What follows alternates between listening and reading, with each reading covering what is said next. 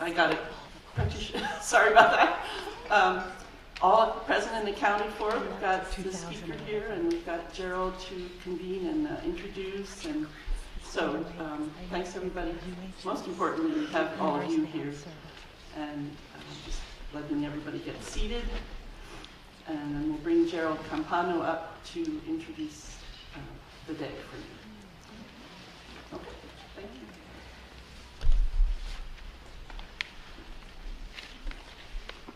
Thank you, Nancy, for all your vision and leadership in the Ethnography Forum. I really appreciate it. And I also wanted to reiterate gratitude to Holly and Bois for their impeccable coordination of this forum's events, and all the other students who volunteered to make this happen. I would like to take this time to give a special thanks to Reading, Writing, and Literacy doctoral student Deborah Broderick, who orchestrated the events for Practitioner Inquiry Day with the help of master's student Cara Lenoir. Deb and Cara, are you here? If you want to stand up, that would be great. Give them a round. The beautiful artwork that you see around here today is from Deb's high school students and their inquiry into social justice issues. So if you have a chance, make sure you take a close look at it. Deb and colleagues have a wonderful presentation today at 10:15 on the role of arts in teacher education. So just a word about Practitioner Inquiry Day. It was initiated in 1987 by Susan Lytle and Marilyn Cochran Smith and grew from the burgeoning interest in teacher, critical action, and participatory research. Over the years, there have been a number of featured speakers, groups, and individuals from around the U.S. and internationally who have attended and presented on this day. The participants are and have been K-12 teacher researchers, community college and university practitioners, public and independent school leaders, youth, and others who share a commitment to democratizing the discourse around teaching, learning, and leading to include the voices and ideas of a wider span of participants. I am particularly thrilled this year at the number of high school students attending the forum from New York, New Jersey, Philadelphia, Toronto, and elsewhere.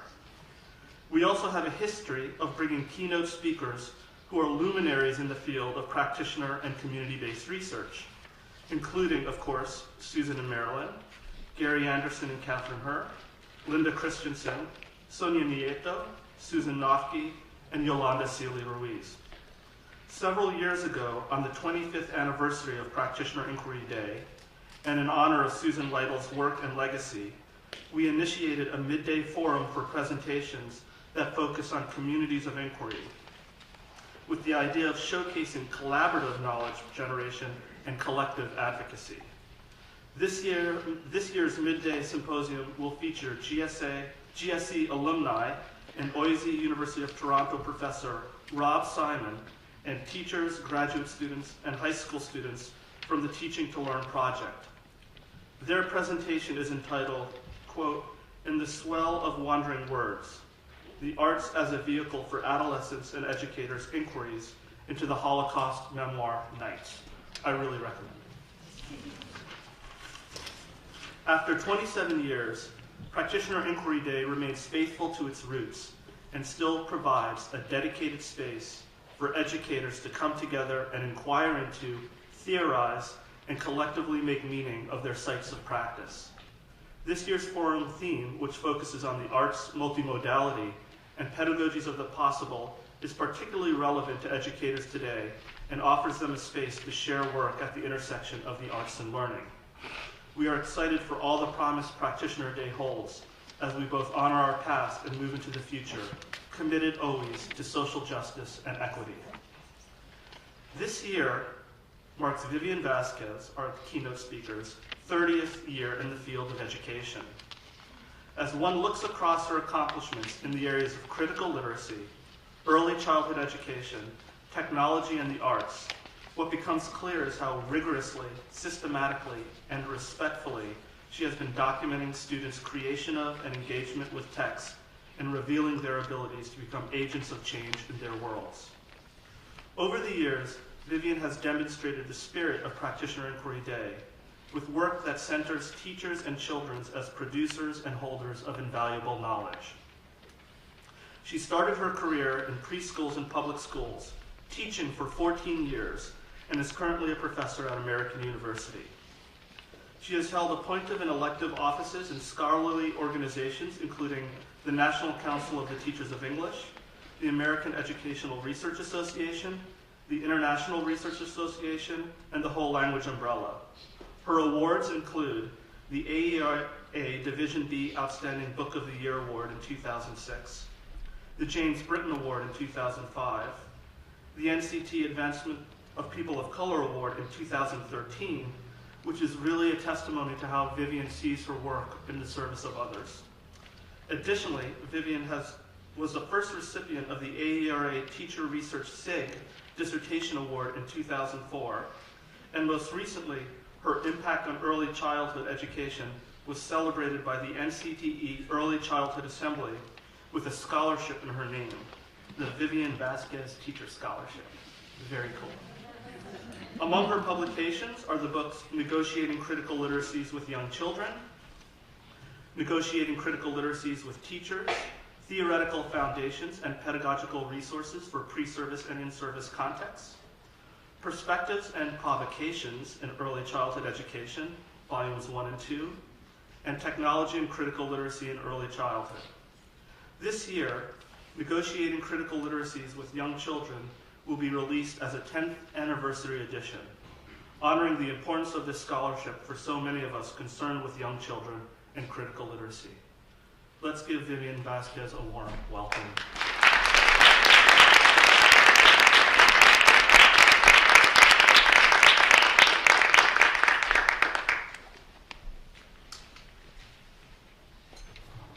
Whew, now I understand why Linda, when she was here a couple of years ago, said she wanted to hit home right at the start of her talk. Thank you so much for that, Gerald. Before I start, I just want to thank a number of people who've touched base with me over the last while leading up to today. I mean, it's incredible the number of people that pulled these 2 days together. So Grace Player, who I know she's not here, but she was wonderful in keeping in contact with me. Deborah Broderick, Juan Nguyen, Holly Link, Nancy Hornberger, Maria Palagiso also. And of course, Gerald Campana, who I've adopted as my third brother, and Susan Lytle, thank you for the gift of this day. I'm so honored to be here. One of the key tenets of critical literacy that I work from is that it works to disrupt normalized social practices. So in keeping with this tenet, I've crafted this talk in such a way that it somewhat disrupts the normalized format of academic writing, I think, by creating an audit trail of significant moments in my life as a teacher researcher and academic researcher. So to create this audit trail, what I'll use are artifacts, such as, children's writing, drawing, and other items that work semiotically to embody a past experience or event. So my intent in doing this is to show and tell about how and why 20-some odd years after my first step in the dance of critical literacies, it continues to have relevance in my work with classroom teachers and young children. So in this talk, my intent is to take you on a journey, somewhat of a journey, highlighting some of the significant moments in my life as an early years classroom teacher who used research as a way of teaching, and then as a university academic working alongside early years teachers to make visible my ongoing attempts to create spaces for critical literacies with young children. So while thinking about giving this talk, something a friend and colleague of mine always says, Bly Frank from Canada, came to mind. And he says there's no greater research project than ourselves. And I take this to mean that we need to be conscious and mindful of both the stable and shifting positions from which we speak. So I thought I'd start there, to make visible for you the position from which I've come to do what I do, to set more of a context for why critical literacy has been so much a part of my life. And because, like many of you,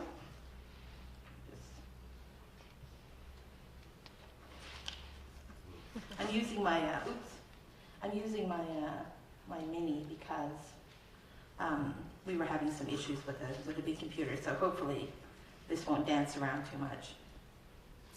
And because, like many of you, I too am a firm believer of the need to think with others and the importance of working with others, I've decided to pull you into the first part of this talk. I came up with a strategy for beginning to uncover the positions from which we speak, our identities, while I was at a podcasting conference several years ago. As in, gatherings we're at, usually you all have name tags on right now, right? Well, at this place it was a little bit different because there were podcasters and, folks who were very into social networking.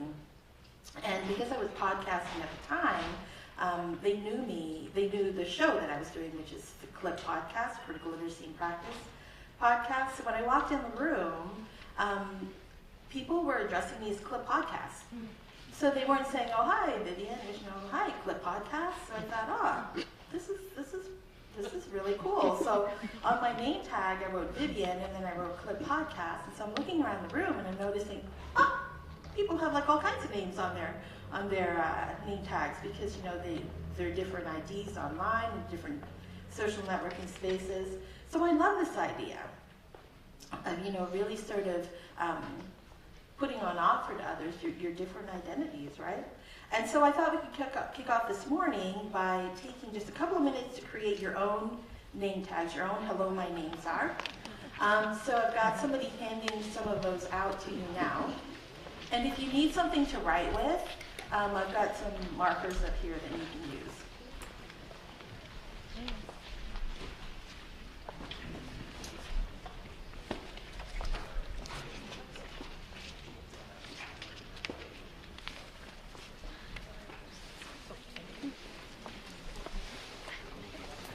And after you create your name tag, if you could just go ahead and introduce yourselves to somebody close by that you don't know. Maybe share a little bit of the history of some of your names, talk about how those names work to position you in particular ways, maybe talk about the effect of certain names on others, how might some names disadvantage you, how might some names privilege you, and then I'll share my name tag with you.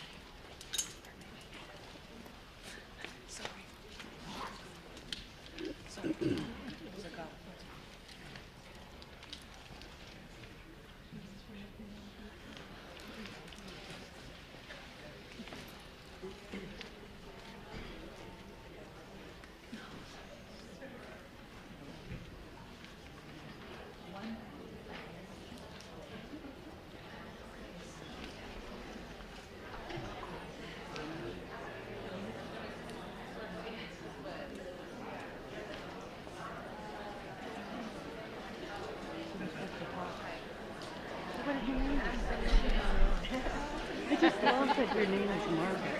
My daughter's Margaret. So Margaret is like the most important name in my entire life. I think I had one. Yeah. My Margaret had my grandchild. So that means I love you.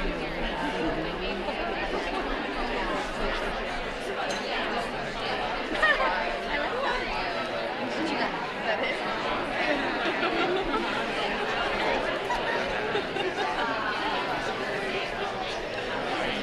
I just hope the source of all of this. So my mom wanted me to do Emma and my dad was We know each other, so it's We're more Scottish, Jewish, Rosie, lovely, and it's also a good story. And I also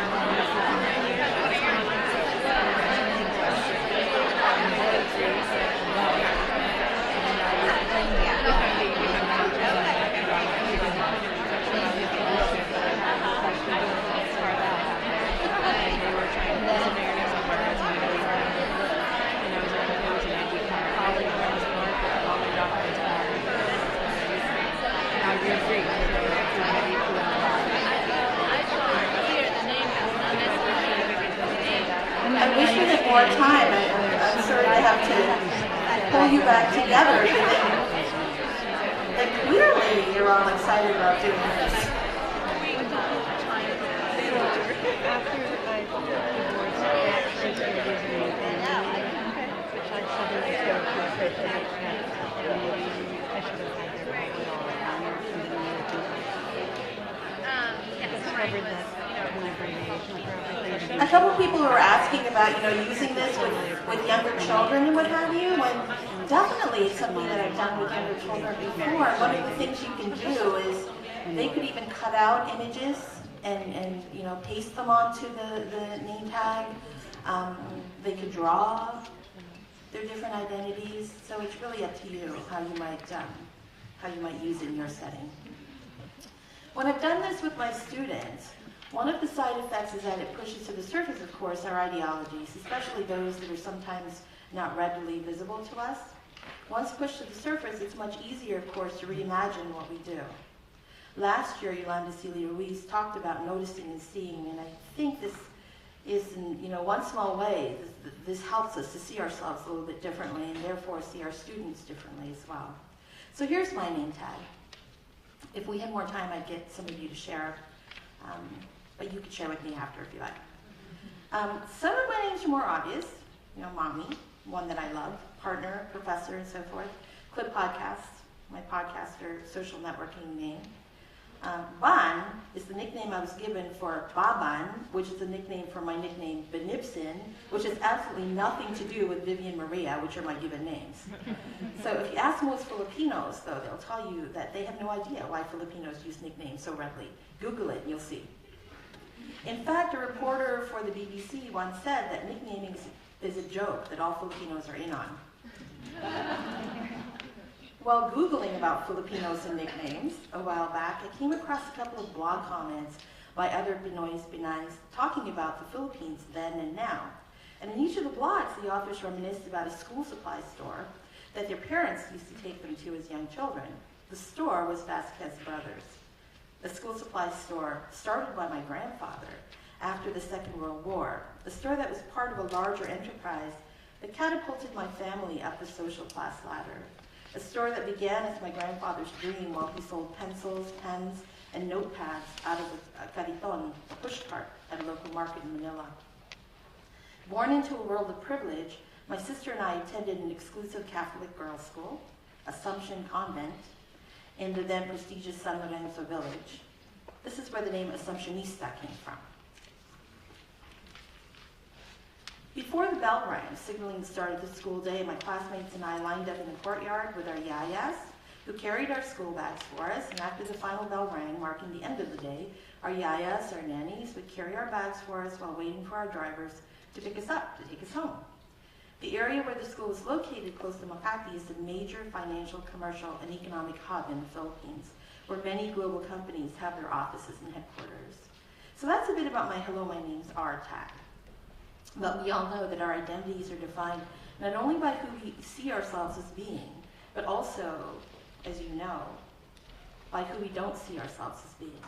And it's just as important for us to consider those identities that are imposed upon us by others. And I won't make you do this, because, but I'll share mine with you.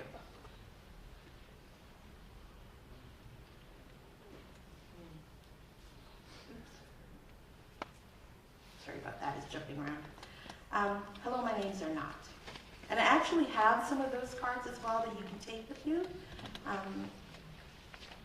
So I have somebody that will hand those out. In 1970, my parents decided to immigrate to Canada in hopes of a better life for my brothers and sisters and me. This was a difficult time in the Philippines, fraught with the threat of a communist insurgency and the proclamation of martial law. Off we went, sponsored by my mother's brother, who was living in Toronto at the time. During the honeymoon phase of our arrival in Toronto, we celebrated our good fortune by having the opportunity to live abroad. I wasn't worried so much about starting school because from the time I was born, my parents had spoken to me in English, so I knew the language wouldn't be an issue. And although Filipino is the national language of the country, there are two official languages, Filipino and English. My parents had not anticipated a move to Canada, so they made the conscious decision to speak to us in English, thinking we'd pick up our native language, being in the Philippines. Thank goodness my grandmother immigrated with us, It was having conversations with her that gave me the opportunity to speak Tagalog. The honeymoon ended when I started school. Although I could speak English, I of course was not versed in the discursive practices of my classmates, and for the first time in my life I was positioned as other. We came to Canada with very little. My parents' wealth was tied up in family business, and they chose to leave it all behind for what they imagined to be a place where their children could have a future of opportunity. We first moved to the West Lodge Towers on West Lodge Avenue in Parkdale. Those of you who know the area know that this was an area of low rent and nowadays slumlords. Gone were the personal chefs, the lavanderas, cleaning ladies, and chauffeurs. My sister and I went to Parkdale Public across the street, where along with other visible minorities, we were subjected to racist comments and racial slurs on an ongoing basis, and bullying became part of our everyday.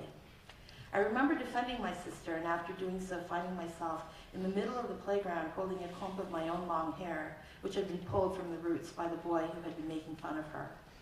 I remember telling my teacher, who told me I should have gone to the teacher on yard duty. That teacher told me if I wasn't bleeding, I was fine. So I went to the office to report what had happened, only to be told to march straight back out to the teacher on yard duty.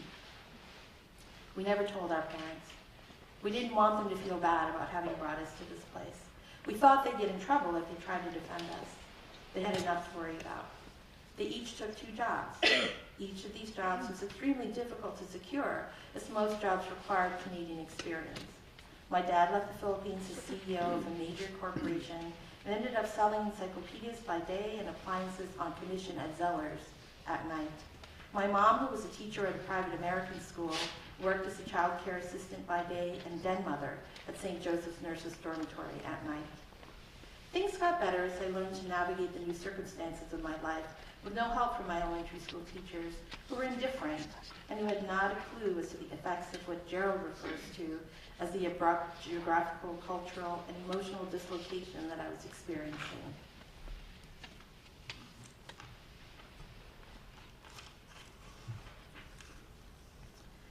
So here are the names that I won't respond to, that are problematic, or that position me in negative ways. And I'm sharing this with you to kick off this journey as I'm taking you on as a way to better contextualize the work that I do, to punctuate the importance of knowing the positions from which you speak, both the privileges and the disadvantages. Alien visitor stems from my pre-green card days when I was told at the border crossing into the United States that I do not live in the USA, that I am an alien visitor, and when my TN status expires that I would be going home to Canada. TN status, which stands for Treaty NAFTA, is a special non-immigrant status in the United States unique to citizens of Canada and Mexico. The irony here is that I was invited, recruited, to come to the USA. I didn't initiate the process. On several occasions while out and about with my son, especially when he was younger in Washington, D.C., complete strangers would come up to me and ask how long I'd been working as his nanny. So that is where nanny comes from. I'm married to a French Canadian, and many people think our son looks more like him than me. My sister-in-law, on the other hand, gave birth to 2 baby girls who don't look anything like her. She's Irish Canadian. They look exactly like my brother. She has asked if it was hard to adopt 2 girls from the same family. So just think of the problematic cultural models that play there. The Swampy Cree Indians have a saying, to say the name is to begin the story. Freddie reminds us that to exist humanly is to name the world, to change it. Once named, the world reappears as a problem that requires a new naming. Jenks notes the power to name one's world breaks the silence. With silence broken, we can step into action. For me, this happens when with critical literacy as part of my theoretical toolkit, towards disrupting inequities, using the language and literacy tools for which I have access. Oh, I did take my meds in case anybody was wondering. There's like a reminder up there, that's funny. Oh, I hope nothing else pops up. If it does, somebody tell me in case I don't notice. Oh my gosh, okay. It was by chance that I came by this letter when my mom's cousin, Kitagor, passed away in 2010. Before she died, when she learned about the work I was doing, she shared with me that when she was a little girl during World War II, not much older than she is, she's pictured here behind my grandmother, She ran letters back and forth between interned American soldiers to aid them in eventually helping the Filipino overtake the Japanese who at the time had invaded and occupied the Philippines. This letter is a letter of thanks from the American Army. I had no idea of the extent of the role that she and her titas, her aunts, including my grandmother, played during the war. She was in elementary school when all of this began. These artifacts helped me to establish new connections between myself, my family, and our history. These artifacts shed new light on my response to the question of how I came to position critical literacy prominently in my work. In the past, I would speak of my own experiences at the hands of racism and sexism, but these artifacts have given me new subject positions through which to speak and act, as Gerald notes in his writing, as heir to an activist legacy. And now I'm led to explore more closely how the improvisations of my grandparents' generation and my parental generation has sedimented into new habitus for my generation in terms of, to quote Jerry Harsty, being the people we want to be and living the lives we want to live. So my past experiences helped draw me towards critical literacy.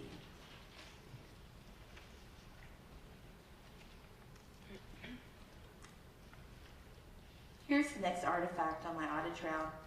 Early in my career, while teaching first grade, at a time when learning centers were all the rage, I experienced a literacy event with 6-year-old Kevin, who opened my eyes to how much I could learn from my students. I wrote this piece several years after the encounter with Kevin.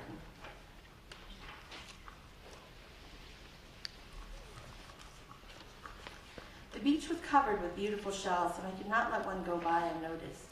I couldn't even walk head up, looking out to sea for fear of missing something precious at my feet.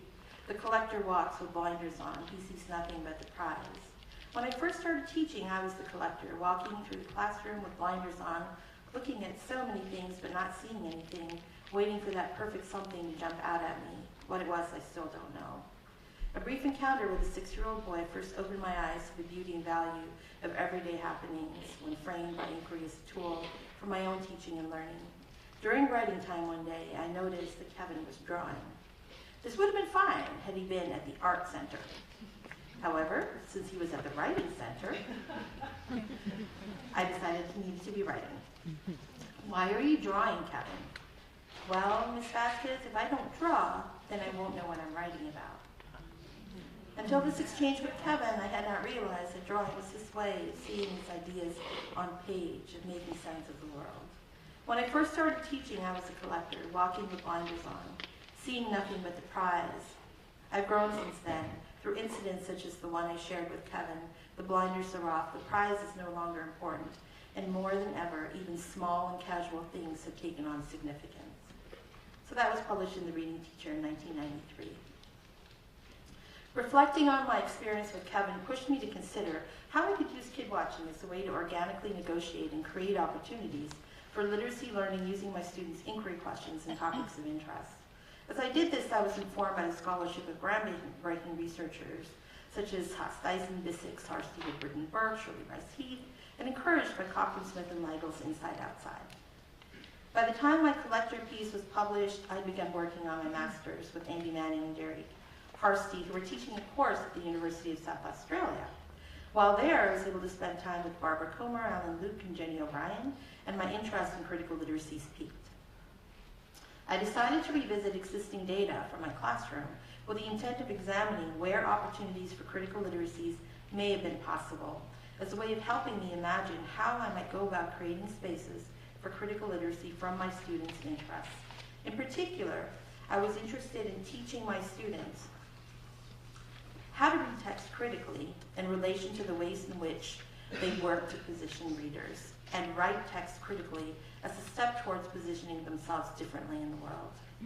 So from the start, I began arguing that critical literacy should be a perspective that needs to begin from day one of the first day of school with the very youngest of learners, and that this work needs to build on the interests, inquiry questions, and passions of children.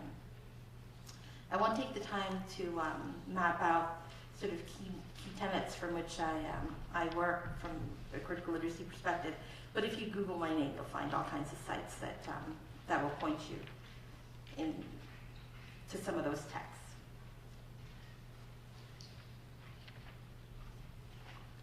So these next artifacts are a pair of letters written by Marianne and Eric. in 1993 when I was teaching a combined grade 1-2 class.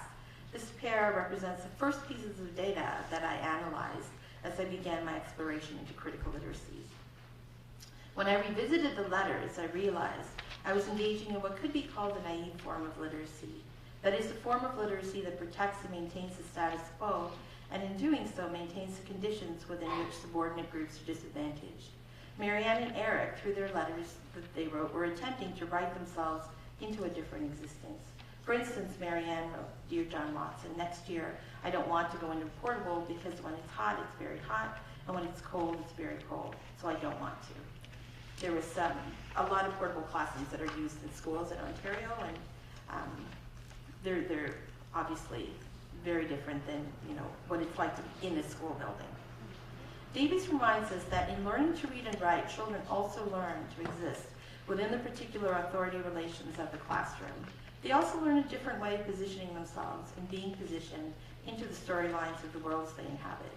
At the time, I didn't have the theoretical tools to understand this, and instead treated their letters as examples of learning how to write for a specific audience rather than writing to disrupt problematic, normalized social practices. It was clear to me that I had missed an opportunity for critical literacy because my focus was on helping them participate in the text and use text without engaging in the analysis of text. It was at this time that I began to explore ways of using critical literacy as a frame through which to participate in the world. I asked myself, how might I capture my students' interests as they participate in the world around them, and then use those interests as text to build a curriculum that has significance in their lives and that has real-world effects. This next artifact represents somewhat of a critical literacy caveat for me, a moment of panic, if you will. As in any attempt at trying something less familiar, when I first started playing with critical literacies, there were of course bumps along the way.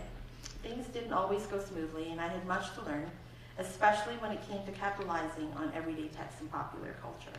So here's an artifact that reminds me of that, and you'll know why shortly. So here I was having thought I had sorted out how to create spaces for critical literacies in the classroom when this happened, while I was teaching a group of 3 to 5-year-olds. This was Ryan's drawing of Triceratops, the Blue Ranger.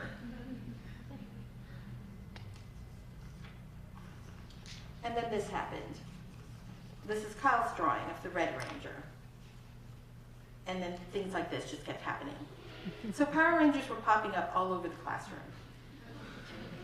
In a moment of panic, knowing of the potential aggression that could come from allowing Power Rangers in the classroom, I called a class meeting, brought my 16 3 to 5-year-olds together on the carpet, and very calmly told them that from now on, there would be no more Power Ranger anything in our classroom. I told them I wanted anything but Power Rangers. So later in the day, Samuel shared this with me. He found a stencil of a bear in our art supplies. Then a little later, Julius brought this.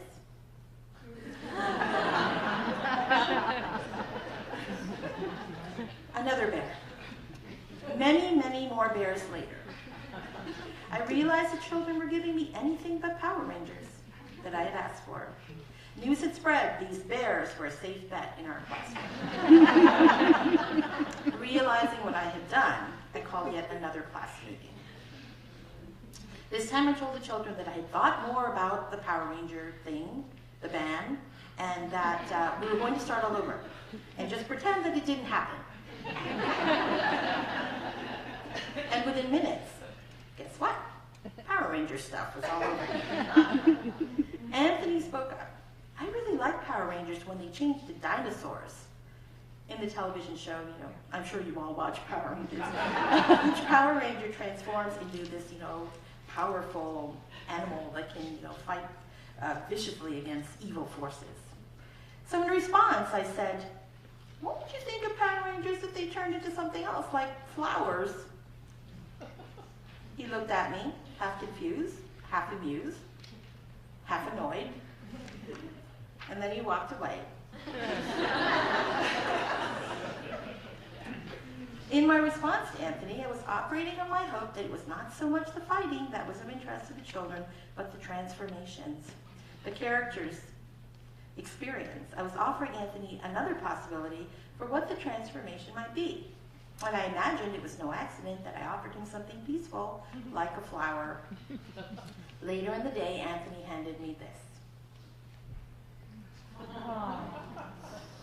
It was a drawing of what looked like a person holding a flower.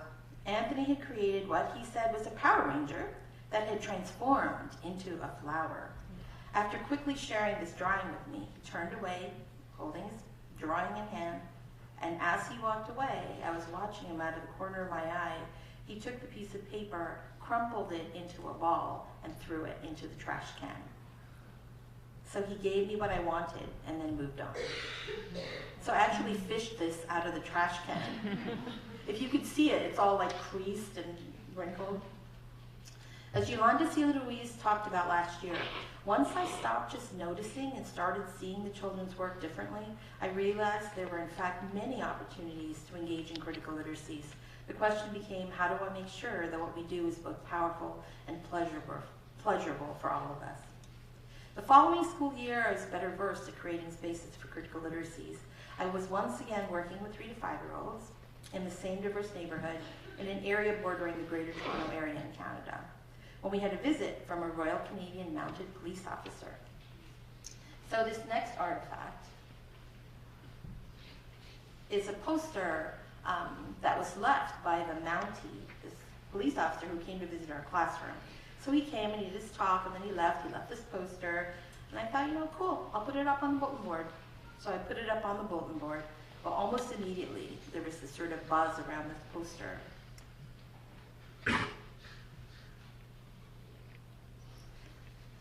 Who are those again? Oh, Mounties, Julia said. When I grow up, I can be one too. Roger said, when I grow up, I'll be a horse. Emily said, you can't be a horse, you're a person, not an animal. Curtis says, no, you can't. There are no girl Mounties in the poster.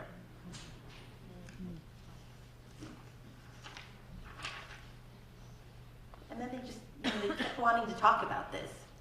Jessica, there's no girls in it. Roger says, there's men. And Nicholas says, because there's horses.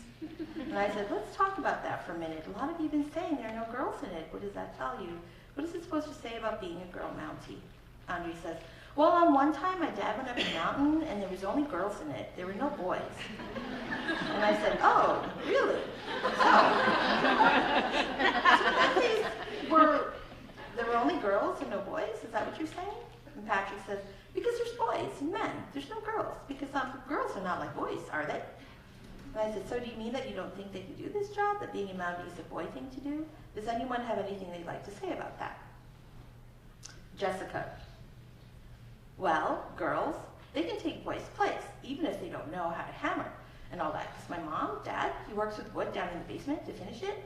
And mom, she helps. And I'm a girl, right? So I help too. Well, once, Dad, I think, was sick, but he didn't tell me the rest because I don't think he was feeling well when he didn't tell me the rest. Because a girl took his place and he had to get off work because he was starting to bleed, or he was sick to get off work. And a girl took his place? I said. Jessica says, yeah. I said, what do you think about that? And Jessica says, I think that girls could ride horses too. But of course, this was more than just about whether girls can ride horses. It's even about more than who can be a Mountie. There are also issues here of power and control, especially given the fact that the RCMP is unique in the world since it is a national, federal, provincial, and municipal policing body of Canada. Well, except for Ontario, it's the Ontario Provincial Police, and then, Quebec, who has the Sûreté de Quebec. Jessica and some of the other children decided to redesign the poster.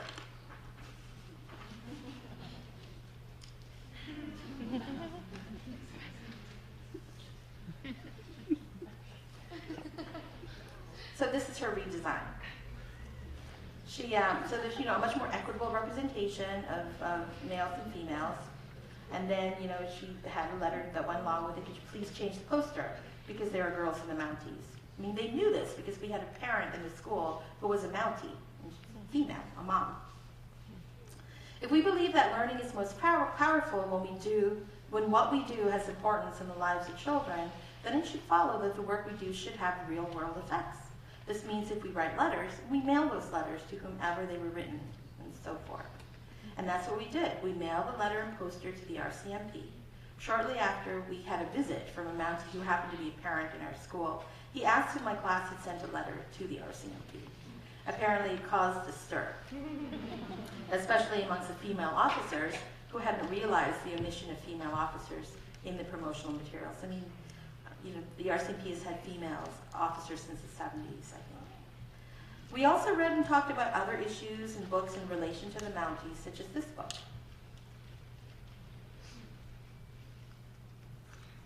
By Mark Tetrell.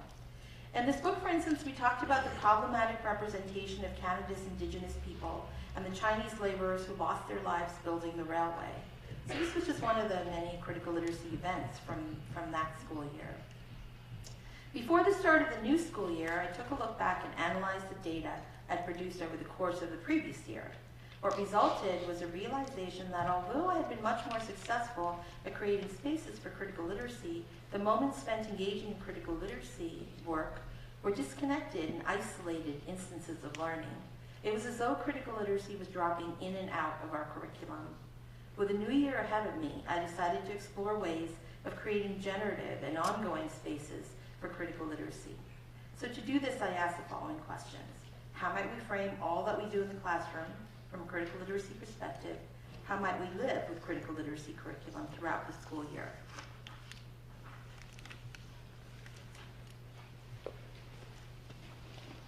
The next artifact is a photo of part of what I began referring to as an audit trail of learning. The children referred to it as a learning wall. This trail was comprised of different artifacts representing the various projects my students and I took on from the first day of class to the last day of class.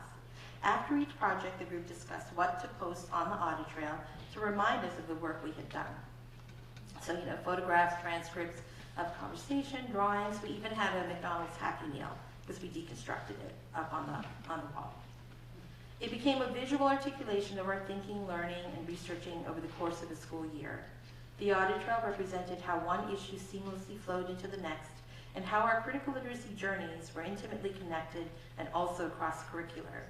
For instance, at one point in time, the children problematized the highly carnist diet inadvertently followed by our school. This happened when they discovered that one of the children in the class and his family were not able to eat anything at the school barbecue because they were vegetarian. The children were upset that no one had thought about having food for vegetarians at the barbecue, and that no one had asked if there were vegetarians in our school community. The issue became a topic of concern at a number of class meetings. During one conversation, Stephanie asked, "Who decided that we would have only beef hamburgers and hot dogs at the barbecue?"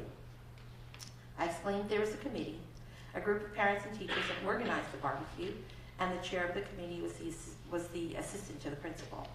Apparently, Stephanie had talked about the vegetarian issue with her family, and her mom had encouraged her to investigate further. So in conversation with some of the other children, it was revealed that many of them had also talked about the issue at home with their families. Led by Stephanie, the group decided to act on their concerns. We started by reading the announcement for the flyer the children took home, advertising the school barbecue. "Join us for the annual school barbecue," was the first line of text. The invitation says "our," but doesn't really mean Anthony, so it's yours and mine. She's like pointing at, yours and mine. But not his, pointing at Anthony, and that's not fair, Melanie commented.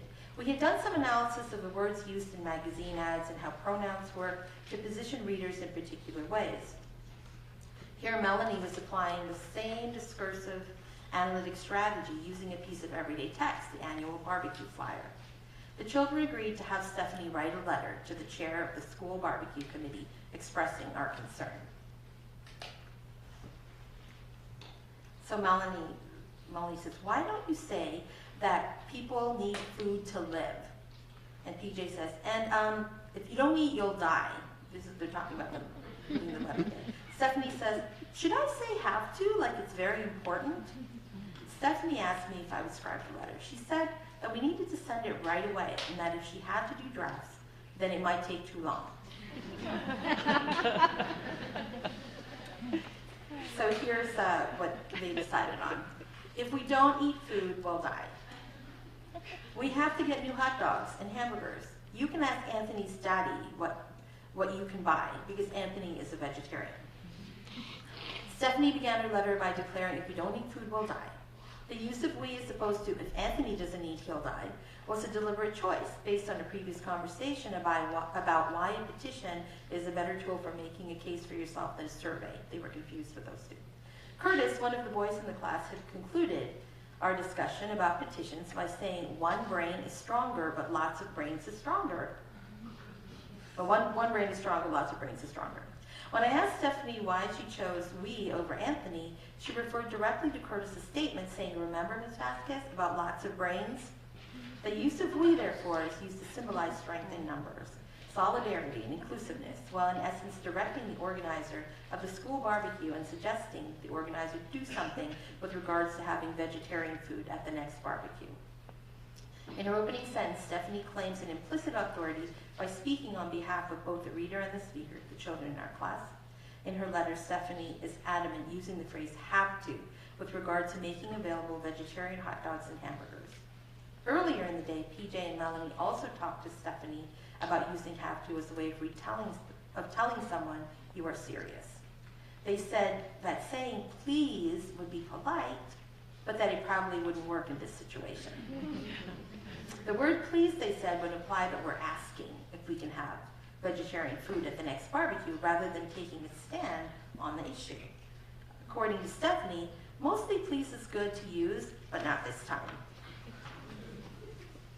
Anthony had contributed to the letter by saying, my daddy knows where to buy vegetarian food. Stephanie felt that letting the chair know where to buy the food was a good idea because it was helping solve the problem and further demonstrating how serious we really were about dealing with this issue and that we do know what we are talking about. Also, there's a sense of immediacy and an expectation for action associated with having written, you can ask Anthony's daddy where to buy vegetarian food, instead of Anthony's daddy knows where to buy vegetarian food. Once the letter was written, Stephanie and a friend deposited it in the inter-school mailbox. Then it was time to wait for a response. My students became increasingly frustrated with waiting. I used this waiting time as an opportunity to talk to the group about follow-up letters and sending multiple letters as ways of showing the seriousness of your intent. I also talked to them about rereading our original letter to find better ways with words to get our message across. In a sense, I wanted my students to ache with caring, as author Mem Fox would say, over their writing in order for their letter to do the work they had wanted, to send a clear message regarding the need to have vegetarian food at our school barbecue. Stephanie decided that a follow-up letter was in order. 2 weeks after sending the original letter, she had a discussion about follow-up letters with PJ, Melanie, and Anthony, and then shared with the whole group during meeting time her intent to write a second letter. So this was her letter. Dear Mr. Andrews, vegetarians need food too. They don't eat meat, so they can't eat at the barbecue because we don't eat hamburgers because they are vegetarian. Please have food for vegetarians at the next barbecue, Stephanie. And then she writes, P.S. Please write me back. What happened to the letter I gave you from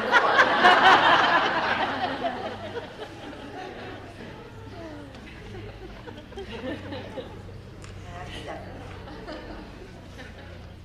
In the second letter, Stephanie took an explicative approach by explaining that vegetarians can't eat, by stating that they don't eat meat, they can't eat hamburgers, and they can't eat at the barbecue. In a sense, she used this approach as a rationale for the position she was taking in support of vegetarians. This time, she opted to return to the use of please, to see if maybe the chair might understand better and want to listen to us more. She had set up a sense of certainty and authority, a polite but insistent tone.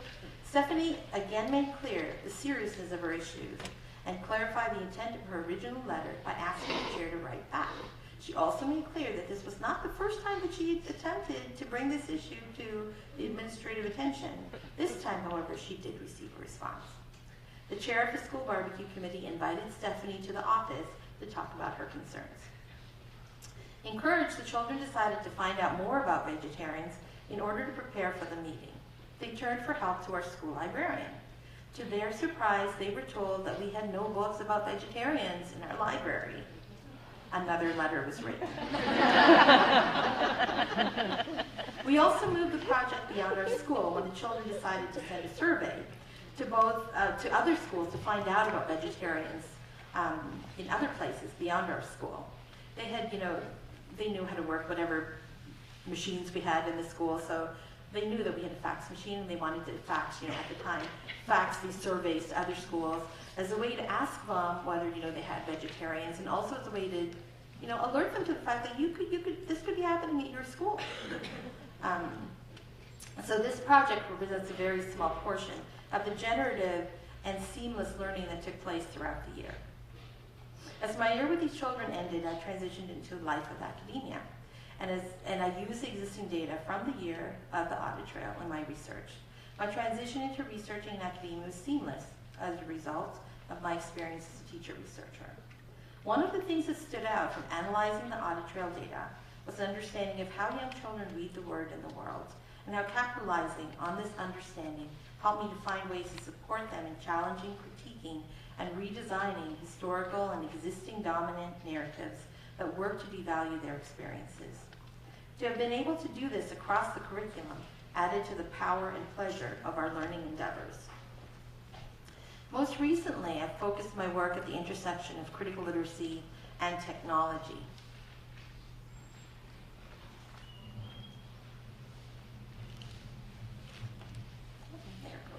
In particular, working with early childhood, in early childhood settings with children between the ages of 4 and 8. So this next artifact on my audit trail is a drawing that actually was created by my son, TJ, when he was 4 years old. So he made this, he drew it at his preschool when his preschool teacher asked everybody to draw a picture of their family. And so this is what TJ drew.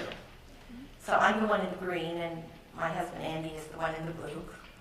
And there's TJ. TJ looks great in the middle. Andy and I, not so much. So when he got home, he said, "Oh, what should we know about your drawing?" And so he started telling us about the drawing, that which one I was and which one Andy was, and so forth. And then I said, "Oh, and we're each holding something." And he said, "Yes, that we were each holding iPod touches." And then I said, "Oh, and I noticed there's different colors, dots on our iPod touches." And he said, "Of course, because we all have different interests, so we have different apps."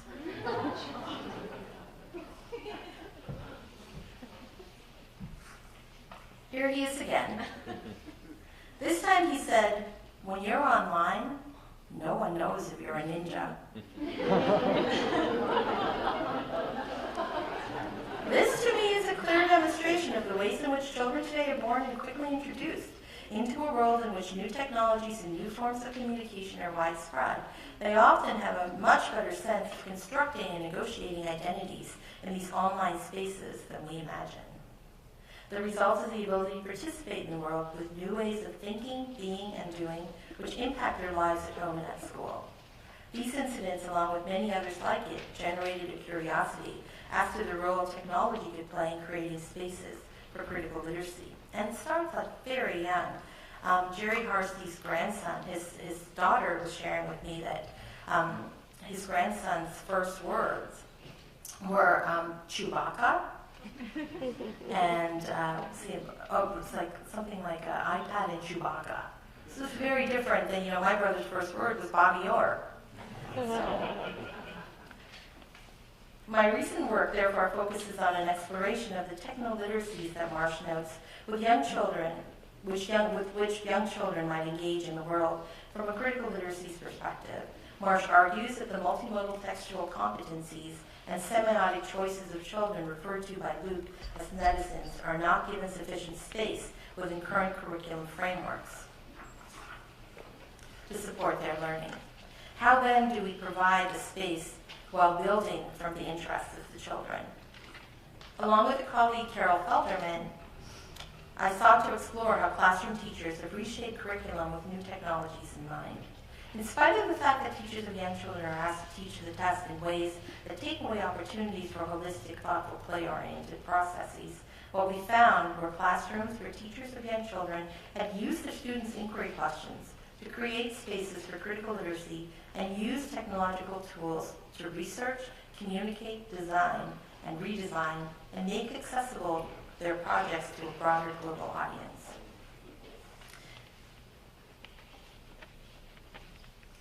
So this next artifact on my audit trail represents some work I did at my son's co-op school, so I got to be a co-op mom in this setting. This was a co-op kindergarten class just outside of Washington, D.C., where a group of children wanted to plant tomatoes.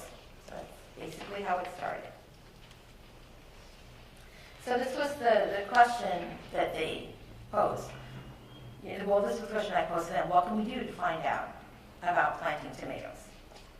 And so everybody went off and they did their research. So there were three ways that they decided that they wanted to plant these tomatoes. First was planting tomatoes from seed. So planting the little seeds into little pots, and then transplanting small tomato plants, buying those small plants and replanting them into bigger pots. And then one of them found out about this topsy-turvy tomato planter, and they wanted to try to use that. So, that's what happens sometimes when you ask the children you sort of turn the question, hand the question over to them. What do you want to do? How do you want to find out? Well, they decided they wanted to do it 3 different ways. So now we were going to plant tomatoes 3 different ways. And so these were the different ways that they planted tomatoes. And, they did all of the things that you might do, planting tomatoes and what have you. Lots of observations, keeping track of, how big the tomatoes were growing, comparing the growth rates in 3 different ways. They did all of that stuff. And then they were very interested in this topsy-turvy tomato planter TV commercial they started talking about. Because they said, the commercial said something about back-breaking work. And so they were saying, well, whose back are they talking about? What is this back-breaking work? So we took a closer look at the TV commercial. So this is I have some screenshots of the commercial, and here this is what's described as backbreaking work. So you see, obviously, there's this man, and he's bent over, and I don't know how clearly you can see his face, but he's like in pain doing this backbreaking work.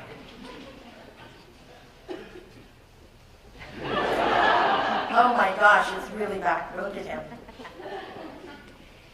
So this is just really hard stuff to be doing. Oh, but if you have the topsy-turvy tomato planter, look at this. Even a woman can do it. And the look on her face, it's no longer backbreaking. Look at the smile on her face. And they're talking about this like this, right? They're saying, oh, look at her. See, it's no longer back. It's a girl. And so they start saying, wait a minute. What's going on here? She adds soil, not backbreaking. She adds water, it's still not backbreaking. And they're saying, this is easy. See, that's what they're saying. And then, in 4 weeks, you've got these great, big, juicy plum tomatoes. And she's even sharing hers with a man who was doing the backbreaking work. He was putting his tomatoes in the ground. So they were having these kinds of conversations about this. And these topsy-turvies, they were saying, look at what they're saying, you can put it anywhere. And so they were waiting to see, so we hung it from like a fence post. And didn't those tomatoes actually really grow quickly? So they really did, they were like big and juicy, but it rained. And when it rained, the topsy-turvy container got really heavy, and the whole thing came crashing down. So they were saying, see, they say you can do all these things, but they, and then they started looking at, well, the instructions they should tell you that you need to really, you have to put it somewhere sturdy where it won't fall over. Now they're critiquing, the actual construction of this thing. beyond just the advertisement itself. So they lost their tomatoes because they got crushed. So then what we did was we started looking at, it's jumping around.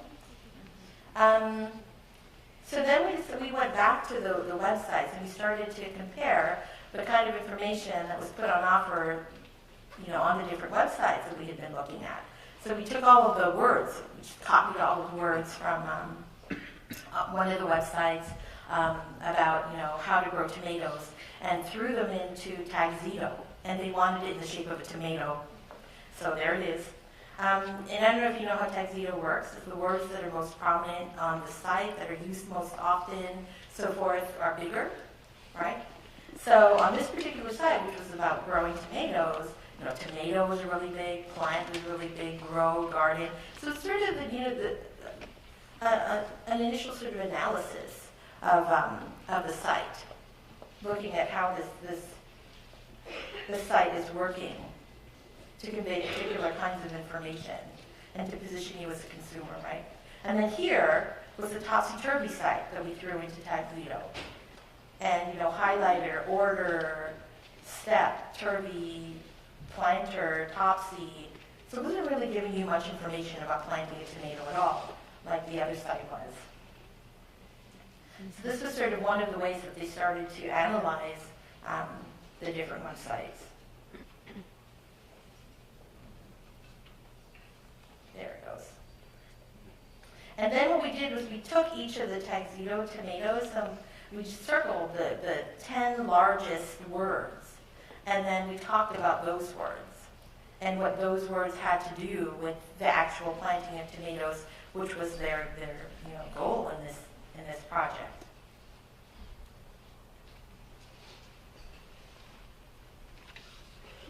So just some of the things that we did. We took turns sharing. One thing they noticed and made of the topsy-turvy planter the box. So we did that as well. We analyzed the container.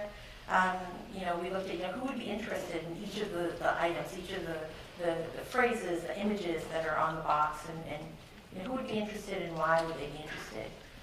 Why were certain things included on the box? What are other things that should have been included? And this is where they were saying, they should have included the thing about really making sure that you put it somewhere sturdy where it won't crash down and all of that. Have these items work to motivate you to read the ad in a certain way? So we worked with the video commercial as well as the box itself that it came in. We talked about multimodality. Why include a video?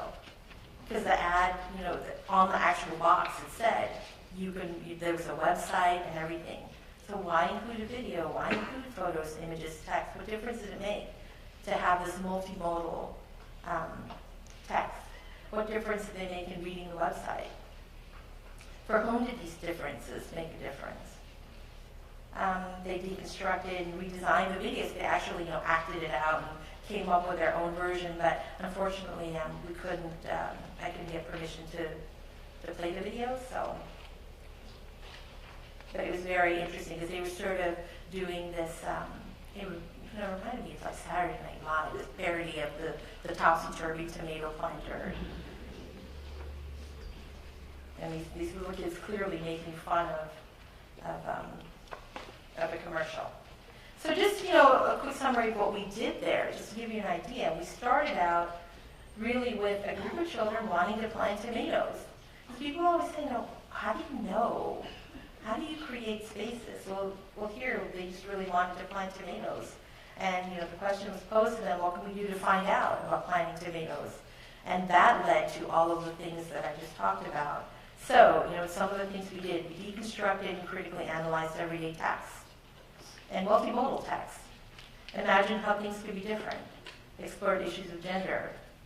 Explored how ads work to position consumers. We redesigned the public text. We engaged in cross-curricular work, right? You can see the math, science, language arts, social studies, and we took on the roles of researcher and analyst through the process.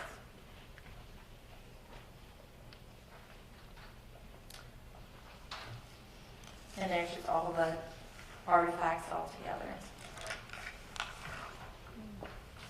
Over the past 20 years, the focus of my work in critical literacy has shifted in organic ways based on the interests of the children with whom I've worked and researched and the context in which I've done this work.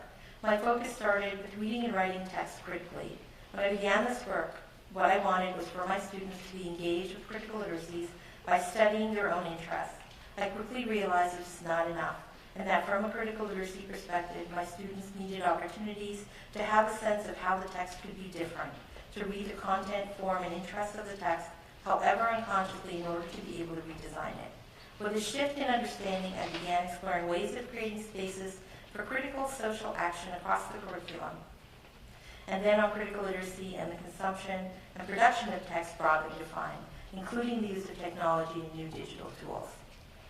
I know as I continue to participate in a dance of critical literacy that new changes and possibilities will come into being.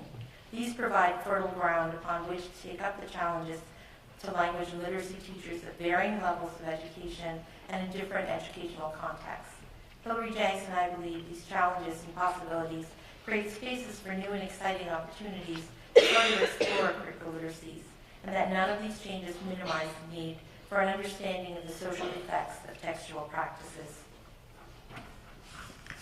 If anything, we would argue that the more complex the multimodal texts become, the more important it is for readers to understand the politics of semiosis and the textual instantiations of power. Regardless of the challenges that arise and the different ways that critical literacies have been taken up over the past 20 years, I continue to believe that the critical literacy work that needs to continue is focused on understanding the relationship between text, meaning-making, and power in order to undertake transformative social action. I also believe this work needs to be based on the needs and desires of particular communities, with a focus on ways individuals and groups within those communities can contribute to the achievement of a more equitable social order and making the world a better place. Carrington reminds us that for literacy education to make a real difference in the lives and futures of the young people who move in and out of complex social fields, it's necessary to acknowledge that childhood is not what it used to be, and that curricula, school hierarchies, and classrooms cannot therefore continue to be what they used to be.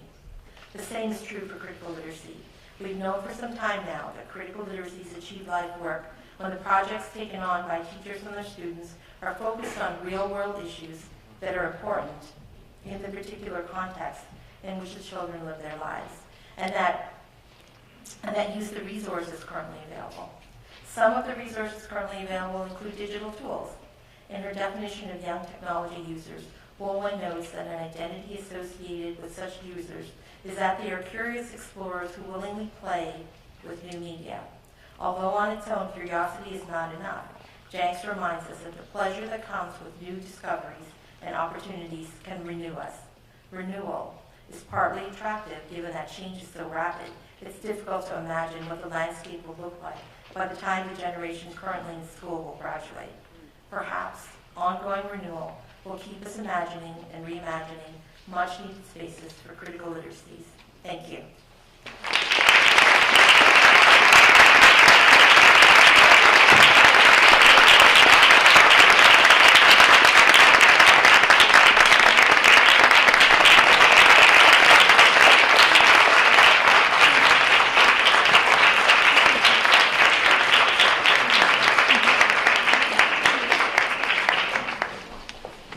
So it looks like we have time for a few questions. There's a mic in the center if anybody wants to step up.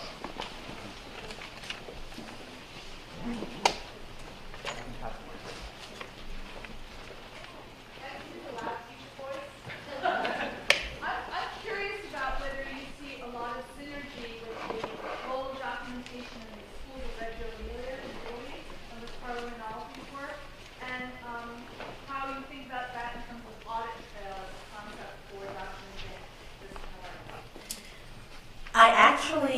My audit trail work actually stemmed from my interest in the work done in Reggio Emilia and their documentation. I was very intrigued when I was first introduced to the kind of documentation that they were doing in Reggio, and started to imagine what that might look like as sort of an ongoing process that would cut across the school year. Because what I noticed about the documentation was there were more panels, and so I thought, well, how can I use that in the work that I'm doing as a way for children to be able to revisit, what had already gone on, so that we could sort of visually articulate our learning and thinking over time and have that up there accessible, not only to the children, but also to the parents and to anybody who might be interested in what we were doing. So yeah, that's actually how I came up with the idea of the audit trail.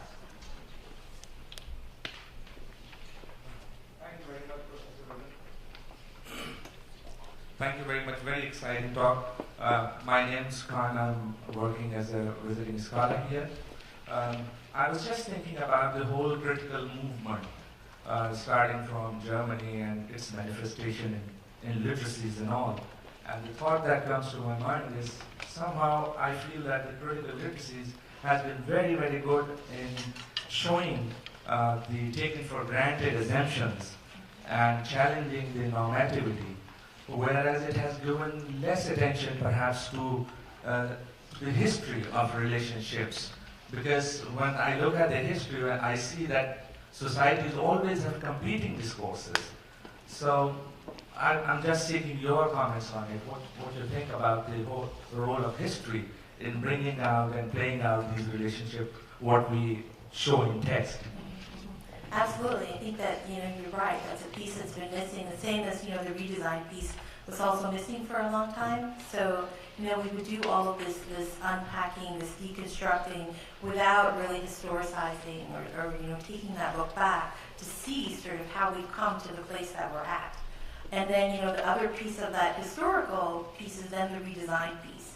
And I think, we sort of we're stuck in the middle for a while, and I think now there's more people who are thinking about that, which is one of the places that I think we really need to go, is not to sort of stay in that middle space, but to think back and then to think to the future as well.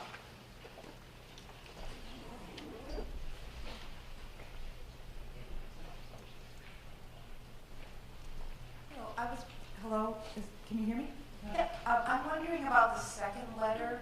It had some really interesting information in it. Could you explain the second child's letter that you have up there? Oh, the one about the languages? Yes. Yeah, that was Eric's letter. He was very concerned about the fact that in Canada children learn French, right, until they're 11th. Is it still 11th grade, Rob? I can't remember.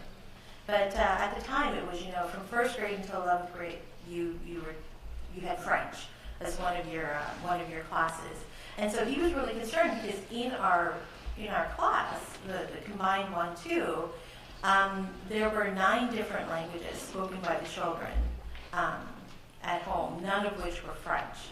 And so his issue was, why can't we have other languages available, accessible to the children? Because we want to be able to speak to one another in these other languages. And so he wrote this letter to the sort of, not the superintendent, but the coordinator of of languages at the school board where I was working, and the response to him was that, oh, well, of course we offer, these classes in other languages. You can take them on Saturday mornings, was sort of his response. So he was very disturbed by that. And in fact, he wrote back to say, well, that's not fair, that's a problem. And other things that we do, basically, was he was saying, what he was saying, and that, there was still that whole inequity of who makes these decisions and why, and, what happens then to all of the other children in the class who have all these other languages that they value, that are sort of pushed to the side. And that was really his concern. Eric was Chinese, and so he and there was a new student who was Chinese and who only spoke Chinese. And so his concern was, look, if you could just offer Chinese, the rest of us could learn a little bit and speak to him, right? That was sort of his underlying issue.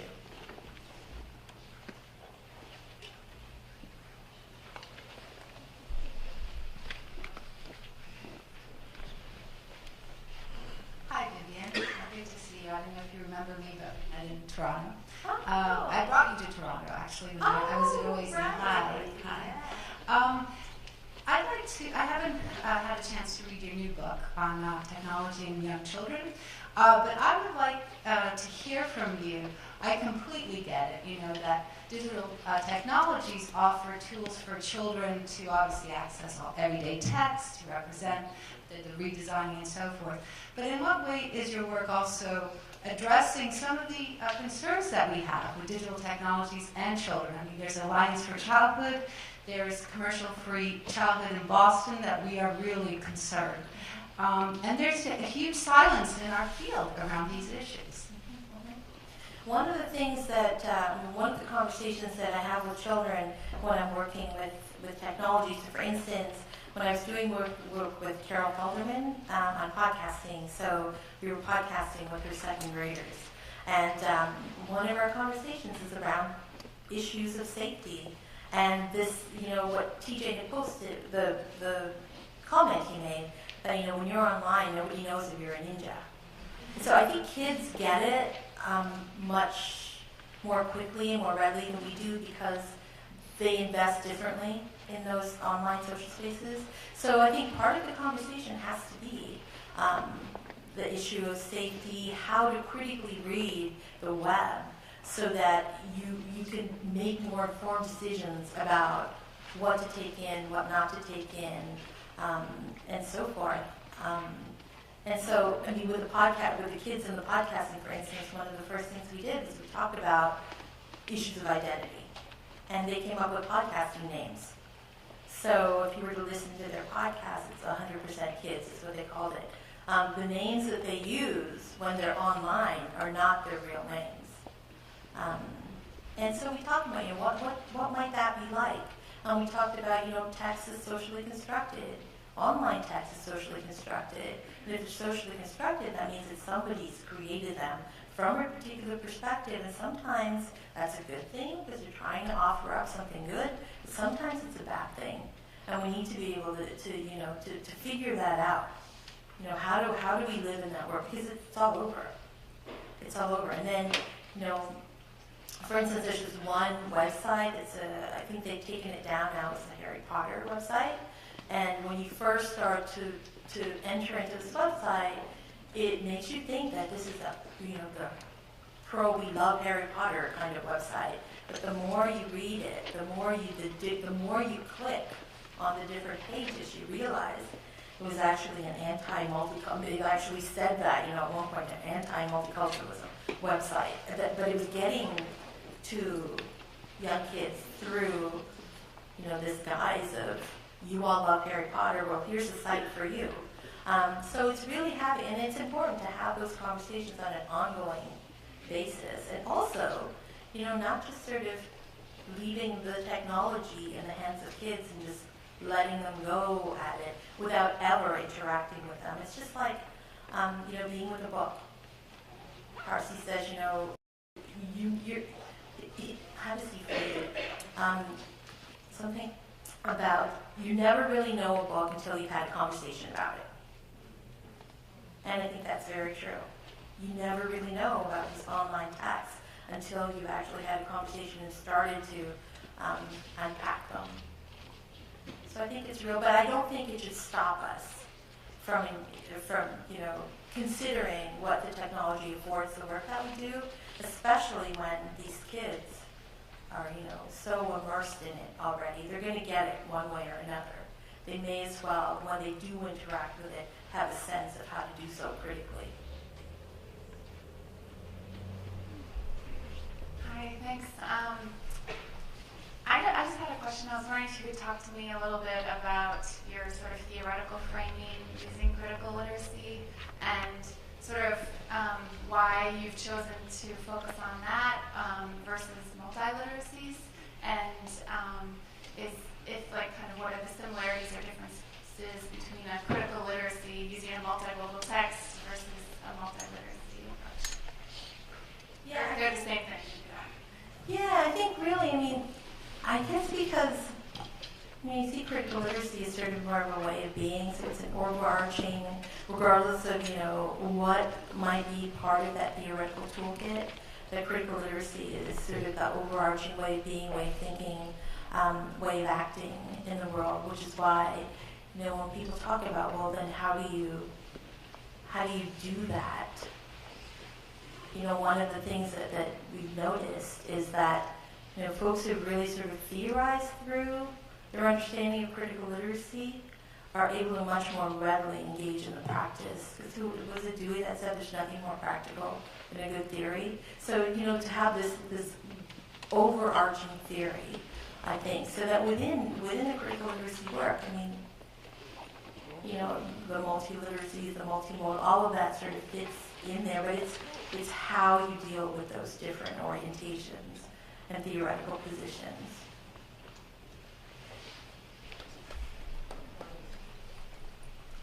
We want to make sure we have enough time for everyone to get to the next session.